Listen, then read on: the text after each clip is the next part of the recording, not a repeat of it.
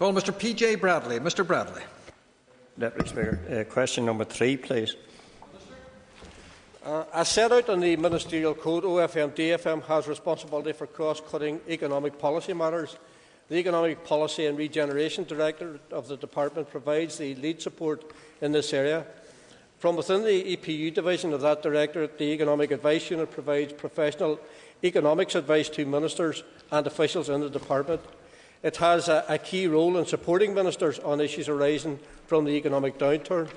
In the latter half of 2008, the unit arranged and coordinated ministerial meetings with key stakeholder groups to assess the local impact of the economic downturn and identify options for remedial action.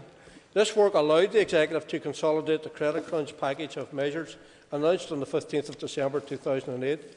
The economic downturn is a standing item of Executive business.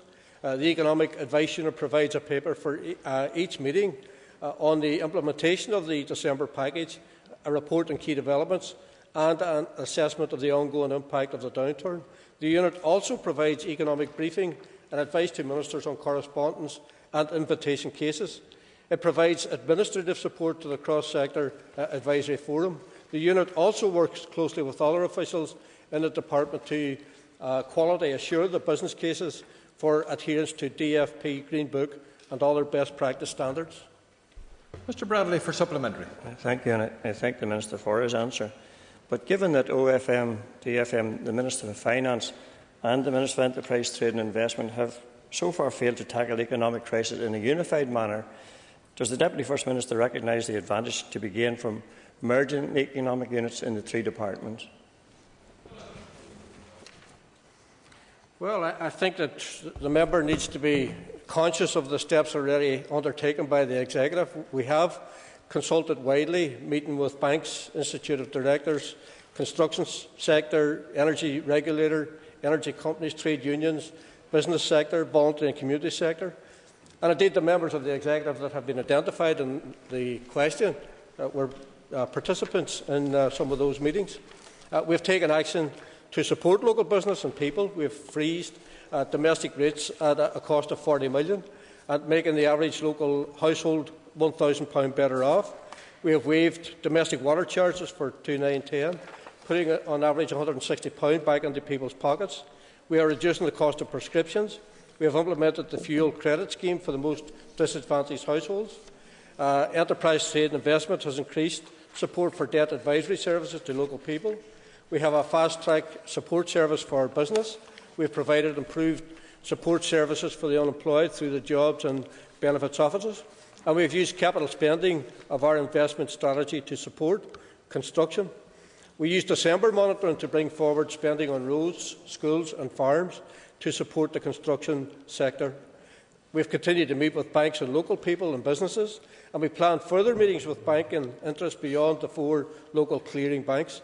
We also intend to meet with the building societies to discuss mortgage lending, and we have established a cross-sector advisory forum to enhance our ability to stay in touch with local interests across the community. So the economic downturn is a standing item of Executive business, and we will maintain our close attention on this matter. Ken Robinson for supplementary. Thank you, Mr. Deputy Speaker.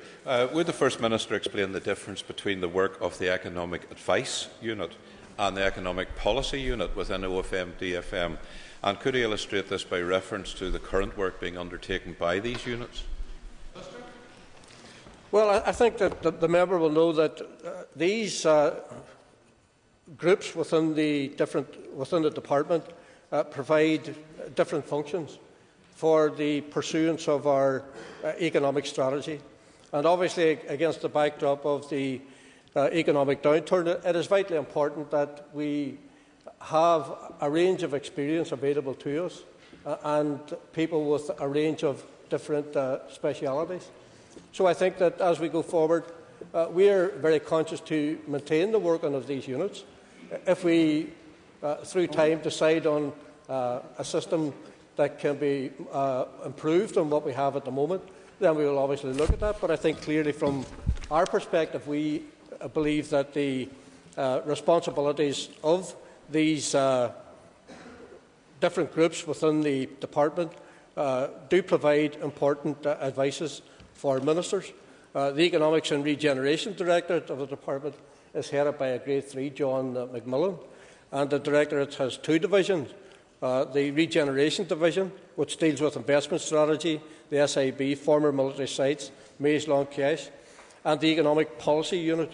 The Economic Policy Unit has 5 branches: the Policy and Innovation Unit, Sustainable Development, Financial Issues Unit, Programme for Government Unit. The Economic Advice Unit provides professional economic advice to ministers and officials within OFM, DFM, and that unit has 3 staff, all professionally qualified economists outposted from DFP.